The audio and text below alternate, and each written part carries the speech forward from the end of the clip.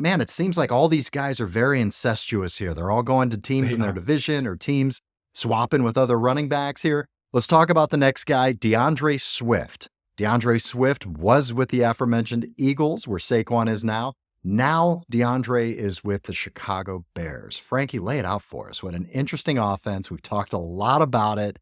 Now let's look at the backfield with DeAndre Swift. What can we expect?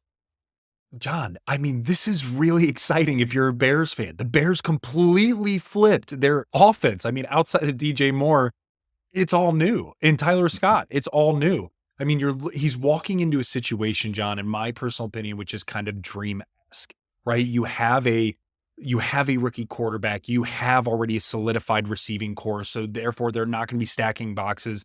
The way DeAndre Swift also operates, John, is he's not a bruiser, right? So he's trying to get to the outsides, which is so nice because Caleb Williams, when he gets outside the pocket, that's where he thrives. And so when you have a running back that can make shift on the fly, that's getting out and doing routes, things like that, it's a match made in heaven.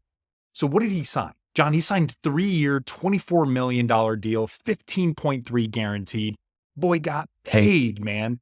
And what did he do last year in terms of stats? John, throw up a stat sheet. Let's get down to it. He had 1,167 rushing yards. He had 12 rushing touchdowns. He had 28 receptions, 214 yards receiving. John, he was the utility guy at the Philadelphia Eagles. What's also interesting is that he wasn't even the starter to start the season. If you remember, we were all like, oh my God, they have Rashad Penny. They have that of Kenneth Gainwell. They have that of now DeAndre Swift. They have all these other guys.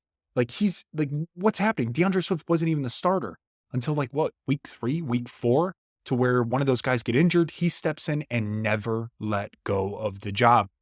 So it shows that he still has the ability, John, to go through a full season. We haven't seen that with DeAndre Swift in a while, right? The injury bugs kind of got him. So that was really refreshing to see.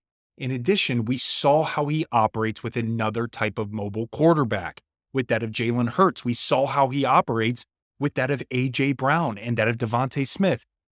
That sounds kind of familiar with DJ Moore and Keenan Allen. And so, John, this is really an interesting situation.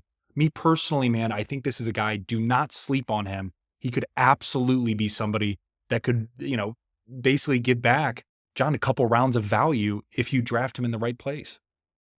I'm not thrilled about DeAndre Swift, but I love the situation.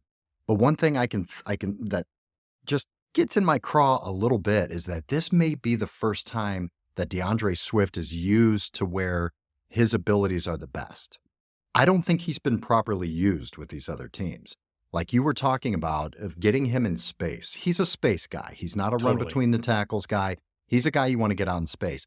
When you're talking about this receiving core and how they can spread the defense out, and you've got, I mean, come on, with DJ Moore, Keenan Allen, Rome Odunze, Tyler Scott taking the fucking top off.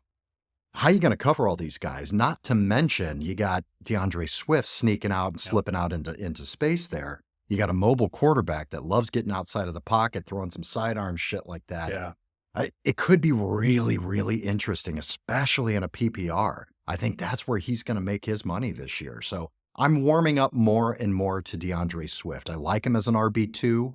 If I've got a stud running back, I feel great about having DeAndre Swift as my RB2. It was nice, like you mentioned, seeing him play a full season. We've never seen that. He was able to do that last year, and he was a top 24 back. I think he's pretty much going right about where he ended up last year. Yeah. He was running back 22. He's going as the running back 23.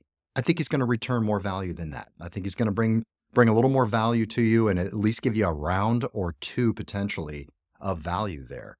Being drafted right now, currently in 7th round, 6th round, so I think he's a bargain. I really do. I think he's got a lot of upside, and he's a safe RB2 that has upside to creep up to a high-end RB2, I think.